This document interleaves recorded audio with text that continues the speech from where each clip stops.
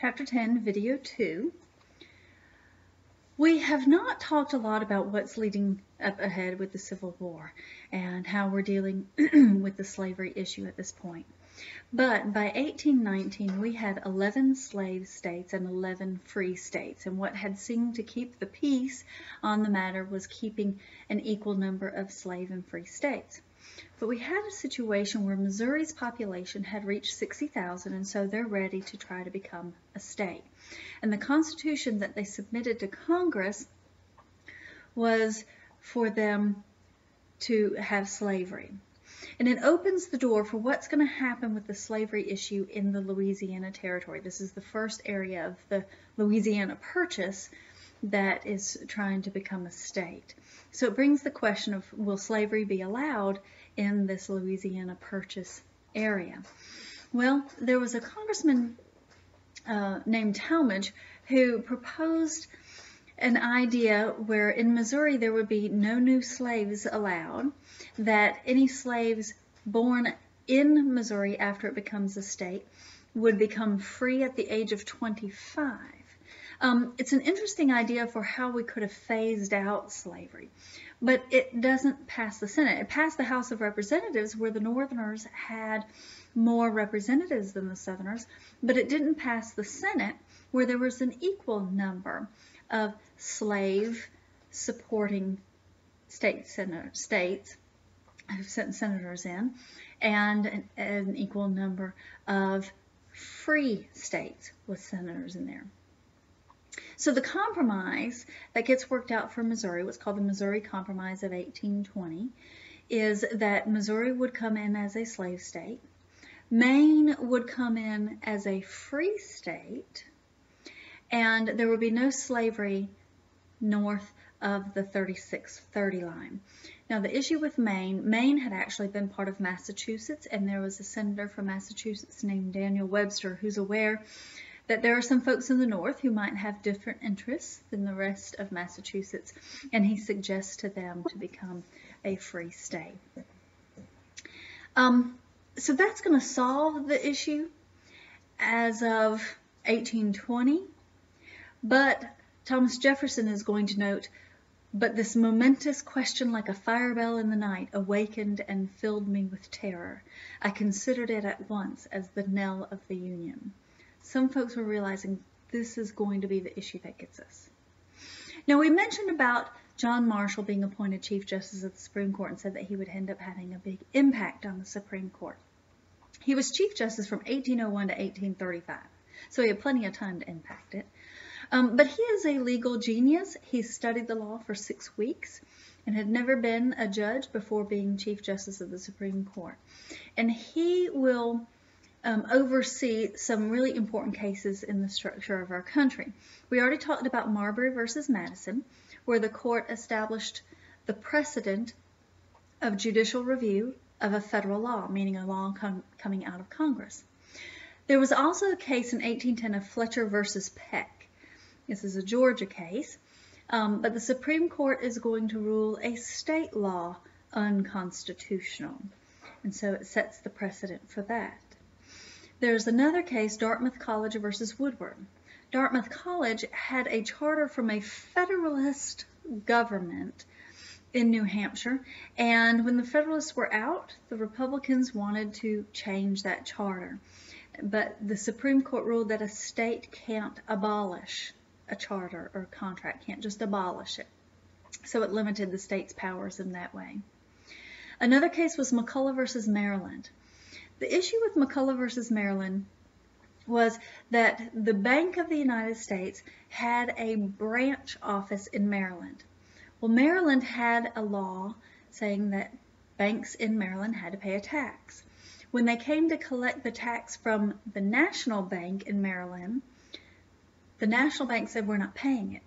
So it goes to the Supreme Court. The Supreme Court, first and foremost, decides to rule on the constitutionality of having a Bank of the United States. And they will rule that under the implied powers in the Constitution, you can have a Bank of the United States.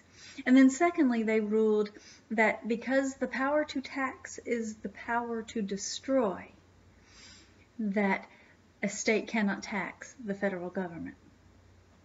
The last case we're going to talk about is Gibbons versus Ogden, and I get the two men confused. They both ran a ferry from New York to New Jersey and back.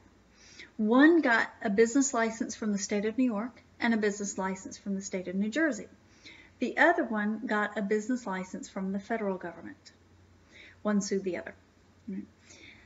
The Supreme Court ruled that only the federal government can regulate interstate commerce. So whichever one it was who had gotten a license from both New York and from New Jersey had to go and get a federal license. And that brings us to the election of 1824, and I'm complete history geek here in that this is my favorite election. There were 4 guys running for the presidency, right? The era of good feelings is over. 4 guys running for the presidency.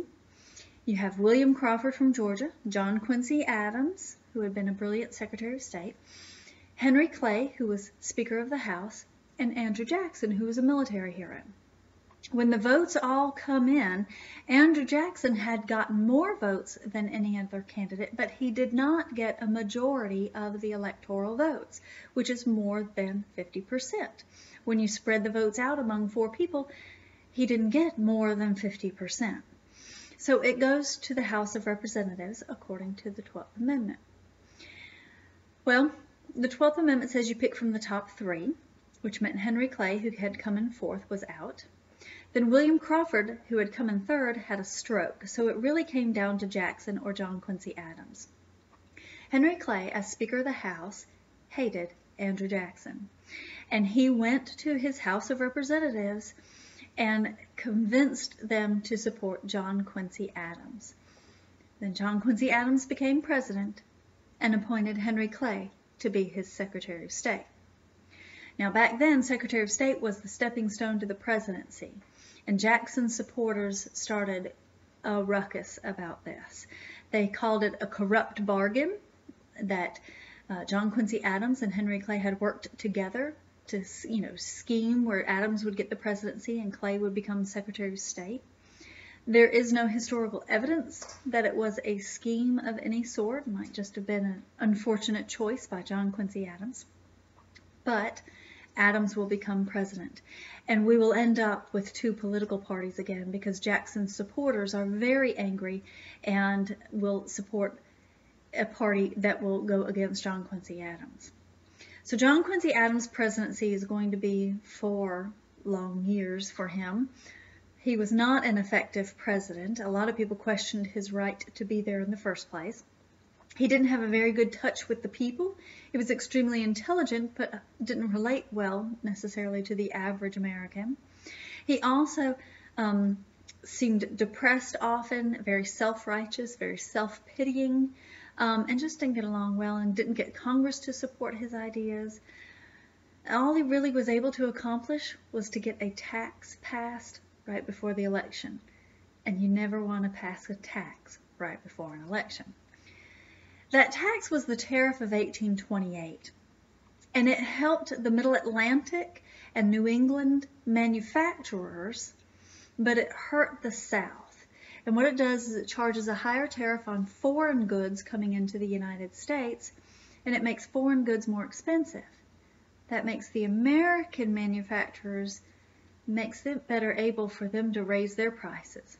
Well, if you're from rural farming areas like the South, you just have higher prices everywhere you look. So John C. Calhoun from South Carolina wrote something called the South Carolina Exposition and Protest, where he put forth his idea that if a federal law hurts a state badly, the state does not have to support that federal law. All right, that brings us to the election of 1928, and you have Andrew Jackson running against John Quincy Adams in a very, very bitter campaign.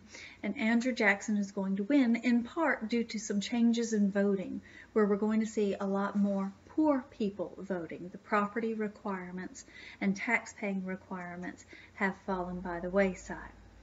So you have a greater number of non-property owning, poorer men voting, and they're going to be interested in the kind of politician that Andrew Jackson was.